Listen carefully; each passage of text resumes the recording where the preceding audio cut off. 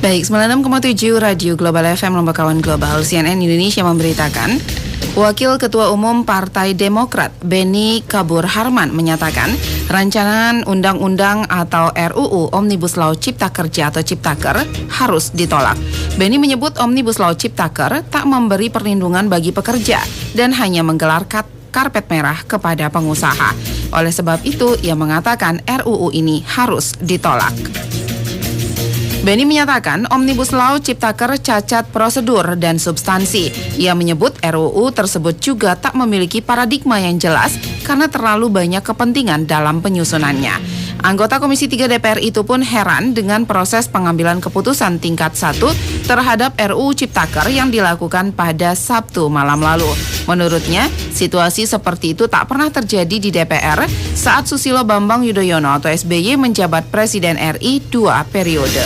Beni berkata RUU Ciptaker bisa tak berlaku meskipun DPR telah mengesahkannya dalam rapat paripurna 8 Oktober mendatang jika rakyat bersatu melakukan perlawanan untuk mendesak pemerintah meninjau ulang penerapan aturan yang penuh masalah.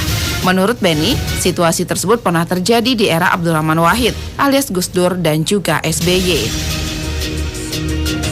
Dalam kesempatan yang sama, Direktur Yayasan Lembaga Bantuan Hukum Indonesia atau YLBHI Asfinawati mengatakan RUU Ciptaker membuka peluang tindak pidana korupsi terjadi.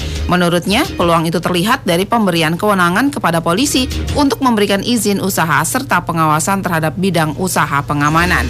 Asfinawati menduga pemberian kewenangan tersebut terkait dengan langkah Kapolri Jenderal Idham Aziz menerbitkan Peraturan Kepolisian Nomor 4 Tahun 2020 tentang pengamanan swakarsa atau PAM swakarsa.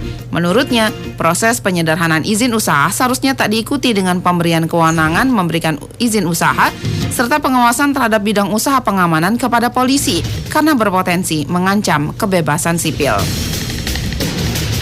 Sementara itu, Komisioner Komisi Nasional atau Komnas Perempuan Tiasri Wiandani mengatakan RUU Ciptaker menurunkan standar perlindungan terhadap buruh perempuan yang sebelumnya telah diatur di dalam Undang-Undang Nomor 13 Tahun 2003 tentang Ketenagakerjaan.